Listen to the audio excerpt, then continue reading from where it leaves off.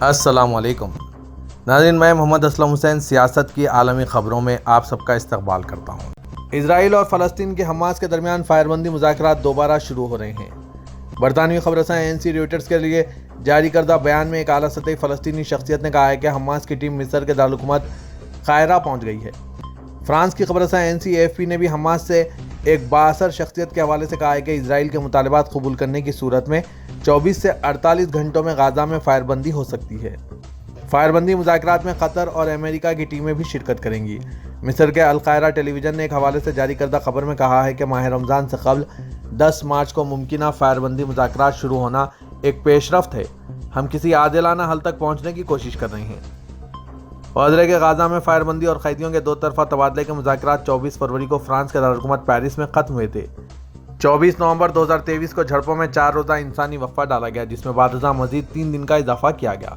इस इंसानी वक्फे में 81 इजरायली कैदियों और 240 फ़लस्तीनी कैदियों को रिहा किया गया था।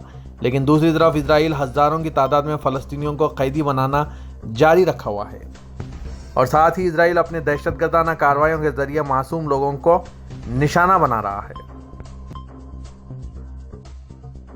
अक़वाम मुत्तहिदा की सलामती कौंसिल ने आज इतवार के रोज़ गाज़ा में कत्लेआम की रिपोर्टों पर अपनी गहरी तशवीश का इज़हार करते हुए खबरदार किया कि जंग की वजह से गाज़ा में 22 लाख लोगों को क़हत का खतरे का सामना है। आज इतवार को एक बयान में सलामती कौंसिल ने इजराइल से मुतालबा किया कि वह गाज़ा की पट्टी में शहरियों को मुनासिब इंसानी इमदाद की फौरी रसाई में सहूलत फराहम करें। बयान में मजीद कहा गया कि जंग की वजह से गाज़ा के 22 लाख लोगों को ग़िज़ाई अदम तहफ़्फ़ुज़ का सामना है। कौंसिल ने इजराइल पर जोर दिया कि वह गाज़ा तक इमदाद पहुँचाने के लिए सरहदी गुज़रगाहों को खुला रखें और इंसानी ज़रूरियात को पूरा करने के लिए इजाफी क्रॉसिंग खोलने में सहूलत फराहम करें।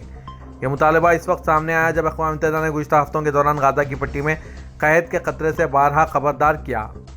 इसकी तंजीमों और अहदेदारों ने भी एक से ज़्यादा मरतबा कहा है कि इजराइल महसूर और गुंजान आबाद गाज़ा की पट्टी में फाका कशी को जंगी हथियार के तौर पर इस्तेमाल कर रहा है। फ़लस्तीन के साहिली इलाके में जंग शुरू होने के बाद से, जिसमें 24 लाख से ज़्यादा फ़लस्तीनी आबाद हैं, इजराइल ने मुहासरा कर रखा है। इजराइल ने ओनरवा के इमदादी ट्रकों को भी एक से ज़्यादा बार निशाना बनाया, जिससे बाद में तकरीबन एक माह कबल ख़ास तौर पर शुमाल की तरफ इमदाद लाना बंद कर दी गई है। इमदाद ना पहुँचने पर गाज़ा के लाखों लोग भूखे प्यासे रहने पर मजबूर हैं। एक मासूम की तस्वीर सोशल मीडिया पर वायरल हो रही है, जिसमें देखा गया है कि एक मासूम लड़का अपने पेट पर पत्थर बांधा हुआ है। किसी ने जब खूब लिखा, सुभान अल्लाह, अहले गाज़ा ने एक और सुन्नत को जिंदा किया। इस फोटो के कैप्शन में लिखा कि सहाबा कराम खुद आप सल्लल्लाहु अलैहि वसल्लम भूख की शिद्दत की वजह से अपने पेट पर पत्थर बांधा करते थे। अब अहले गाज़ा इस सुन्नत को जिंदा करते हुए देखे गए हैं, जबकि हम घरों में मज़े के खाने खाकर इसकी तस्वीर अपलोड कर रहे हैं। हाय मेरे अल्लाह, कहाँ खो गए वो मुसलमान जो एक जिस्म के मानिंद होते थे। नाज़रीन, इस पिक्चर को देखकर आपकी क्या राय है, कमेंट के जरिए ज़रूर बताइएगा। हमास के सरबराह इस्माइल हनिया ने कहा है कि हम यरूशलेम और मगरबी किनारे के फ़लस्तीनियों से रमज़ान के पहले दिन अल अक्सा की तरफ मार्च करने की अपील करते हैं। बैरूत से गुफ्तगू करते हुए उन्होंने कहा कि मस्जिद अक्सा और दीगर मुक़द्दस मकामात का इंतज़ाम बैनुल-अक़वामी क़ानून के मुताबिक होना चाहिए। हमारे लोग हर किस्म की मज़ामत के साथ अपनी मसाजिद, गिरजा घरों और मुक़द्दस मकामात का दिफा करेंगे। इस्माइल हनिया ने कहा है कि इजराइल के साथ मुज़ाकरात में जो भी लचक दिखाई जाती है वो हमारे लोगों के दिफा के लिए हमारी रजामंदी से मुमासिल है। मगरबी किनारे में इजराइल के हमलों में इजाफा फ़लस्तीन को बेघर करने के जामे मंसूबे का एक हिस्सा है। इनका कहना है कि इजराइल इंसानियत के लिए बदतरीन मजालिम का इर्तिकाब कर रहा है, जिसमें शहरियों का कत्लेआम और बेघर होना भी शामिल है। बैनुल-अक़वामी बरादरी, ख़ास तौर पर अरब ममालिक का फ़र्ज़ है कि वो रफ़ा शहर पर ज़मीनी हमले और पट्टी के शुमाली हिस्से में ग़िज़ाई क़िल्लत को रोकने के लिए इजराइल के इक़दामात का मुकाबला करें और इन्हें रोकें। गाज़ा के इलाके खान यूनुस में हमास ने झड़पों में मज़ीद 3 इजरायली फ़ौजी हलाक कर दिए। गैर मुल्की खबरसां इदारे की रिपोर्ट के मुताबिक हमास ने जैतून में सह्योनी टैंकों पर हमलों की नई वीडियो भी जारी की। 2 मार्च को जुनूबी गाज़ा की पट्टी में खान यूनुस में एक इमारत में हुए धमाके में 3 इजरायली फ़ौजी हलाक और 14 ज़ख्मी हो गए, जिनमें से 5 की हालत नाजुक है। इजरायली मीडिया ने भी 3 फ़ौजियों की हलाकतों की तस्दीक कर दी। ज़मीनी कार्रवाई में अब तक 245 इजरायली फ़ौजी हलाक हो चुके हैं। इजरायली मीडिया रिपोर्ट के मुताबिक यह वाक़या उस वक्त पेश आया जब फ़ौजी इमारत का जायज़ा ले रहे थे और इस दौरान हमास ने 2 धमाके ख़ैज़ मवाद के जरिए इमारत को निशाना बनाया। वाज़ेह के 7 अक्टूबर से गाज़ा पर इजरायली हमलों में कम से कम 30,320 फ़लस्तीनी शहीद और 71,533 ज़ख्मी हो चुके हैं। 7 अक्टूबर से इजराइल मुसलसिल गाज़ा पर हमले कर रहा है और हमास को ख़त्म करने का दावा कर रहा है, लेकिन अब तक इसके दावे में कोई पेशरफ्त सामने नहीं आई है। हमास को ख़त्म करने में इजराइल नाकाम रह चुका है। اقوام متحدہ کی ایک ٹیم نے غازہ شہر میں الشفا اسپتال کا دورہ کیا. وہ اپنے ساتھ امداد لے آئے. زیادہ سے ایک ہفتے میں پہلی مرتبہ عالمی ادارے شمالی غازہ کے محصور علاقے میں امداد پہنچا سکیں. Coordination of humanitarian, World Health Organization اور UN چلڈرنز فنڈ کی ٹیم نے الشفا اسپتال کا دورہ کیا. وہ اپنے ساتھ دوائیں، ویکسین اور ایندھن لے آئی تاکہ دواخانہ کام کرتا رہے. ٹیم نے غازہ سٹی کے مغرب میں جان بچانے والی امداد لینے کے دوران زخمی ہونے والوں سے بھی ملاقات کی. کہا جا رہا ہے کہ غازہ پٹی کے سب سے بڑے دواخانے میں 700 زخمی شریک کرائے گئے. ان میں 200 ابھی بھی زیر علاج ہیں. امریکہ نے اردن شاہی فضائیہ کے ہمراہ 38,000 اوقات کی خوراک پر مشتمل انسانی امداد کے ڈبے فضا سے غازہ پر اتارے ہیں. امریکی افواج کے مرکزی کمانڈر سینٹ کوم کے جاری کردہ بیان کے مطابق امریکہ افواج کے 3 عددی C-130 کارگو طیاروں نے کل فضا سے غازہ میں انسانی امداد اتاری ہے. انسانی امداد کا یہ آپریشن اردن شاہی فضائیہ کے ساتھ مل کر کیا گیا. امداد میں 38,000 اوقات کے کھانے کے پیکٹ شامل تھے. اقوام متحدہ کے حکام کے مطابق غازہ کے 23 لاکھ انسانوں کا کم از کم 1/4 بھوک اور غذائی کی کمی کا شکار ہیں.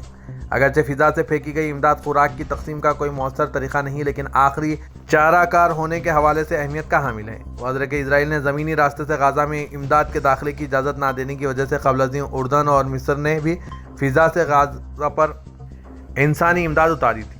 دوسری طرف غازہ پر فضا سے اتارے انسانی امداد لینے کے لیے جمع ہوئے فلسطینیوں پر اسرائیلی حملے بھی جاری ہیں اور 29 فروری سے اب تک اسرائیل امداد لینے کے لیے جمع ہونے والے 118 فلسطینیوں کو قتل اور 760 سے زیادہ کو زخمی کر چکا ہے. سعودی ریسرچ اینڈ مارکیٹنگ گروپ اور بلومبرگ کے زیر اہتمام بلومبرگ پاور پلیٹ سمٹ کا انعقاد جمعرات کو ہوگا. سعودی ٹی وی چینل الشرق اقتصاد کے تعاون سے سمٹ کا انعقاد جدہ یاٹ کلب میں کیا جائے گا، جس میں نامور کھلاڑی شرکت کریں گے. جدہ میں منعقد ہونے والا یہ ایونٹ کھیل، تفریح اور ٹیکنالوجی سے تعلق رکھنے والے مؤثر افراد کو ایک جگہ اکٹھا کرے گا. SRMD کی سربراہ جمنا راشد نے کہا ہے کہ یہ سمٹ کھیلوں کے مستقبل کے بارے میں خیالات کے تبادلے اور دنیا بھر میں اس اہم صنعت میں سرمایہ کاری کے موقع کو اجاگر کرنے کا اہم موقع فراہم کرے گا. انہوں نے کہا کہ سعودی عرب جامع حکمت عملی کے ساتھ کھیلوں کے فروغ پر کام کر رہا ہے. تبوک میں کلرز آف آرٹ کلب کے زیر اہتمام عرب دنیا کے 30 فنکاروں کے تخلیقی کوششوں کو بین الاقوامی فورم برائے بصری فنون کے تحت ایک جگہ اکٹھا کیا گیا. عرب نیوز کے مطابق اس 2 روزہ ایونٹ میں حقیقت پسندی سے لے کر تجرید اور عصری اظہار پسندی تک کے مختلف اقسام کے 100 سے زائد فن پاروں کی نمائش کی گئی. اس ایونٹ نے کویت، سعودی عرب، فلسطین، عراق، عمان اور متحدہ عرب امارات کے شرکاء کو اپنی جانب متوجہ کیا. منتظمین کے مطابق ایونٹ میں عرب فنکاروں کی صلاحیتوں کو اجاگر کرنے کے علاوہ تبوک میں بین الاقوامی شرکاء اور مقامی فنکاروں کے درمیان خیالات اور مہارتوں کے تبادلے کو فروغ دیا گیا. فورم میں شامل مختلف ورکشاپس اور مباحثوں کا مقصد GCC اور عرب خطے میں فنون لطیفے کی شناخت کو وسعت دیتا ہے. اس تقریب کے ذریعے تبوک میں بصری فنون کے لیے بین ثقافتی تبادلے کو فروغ دینے پر عوامی پذیرائی حاصل ہوئی ہے. ترکیہ کے صدر رجب طیب اردوغان نے کہا ہے کہ ترکیہ کی صدی کے ویژن کے ساتھ ہم مزید بڑے اہداف کے لیے کمر بستہ ہو گئے ہیں. اب ہمارا ہدف ترقی یافتہ ممالک تک پہنچنا نہیں، ترقی یافتہ ممالک کی اولین صفوں میں جگہ سنبھالنا ہے. ضلع انطالیہ کے سٹی اسپتال اور رابطہ شاعروں کی افتتاحی تقریب سے خطاب میں صدر اردوغان نے کہا ہے کہ سٹی اسپتالوں کو شعبہ صحت میں ترکیہ کے اہم اقدامات کی علامت سمجھتا ہوں. ہم نے ترکیہ کو 4 بنیادی ستونوں پر ترقی دینے کا وعدہ کیا. ان ستونوں میں سے ایک تعلیم، دوسرا صحت، تیسرا انصاف اور چوتھا سلامتی ہے. ان چاروں شعبوں میں ہم نے جو اصلاحات کی ہیں، ان کی بدولت ہمارے شہری ملک میں امن و سلامتی کی زندگی گزار رہے ہیں. صدر اردوغان نے کہا ہے کہ سٹی اسپتالوں کا نظام ترکیہ سے مخصوص ایک نیا نظام صحت ہے. پہلے ہمارے شہری علاج و معالجے کے لیے بیرون ملک جایا کرتے تھے اور اب ترکیہ تقریباً صحت کے تمام شعبوں میں دنیا کے سر فہرست مراکز صحت میں شامل ہو گیا ہے. پاکستان مسلم لیگ نواز کے زیر قیادت اتحاد کے مشترکہ امیدوار شہباز شریف آج اتوار کے روز پاکستان کے 24ویں وزیر اعظم منتخب ہو گئے.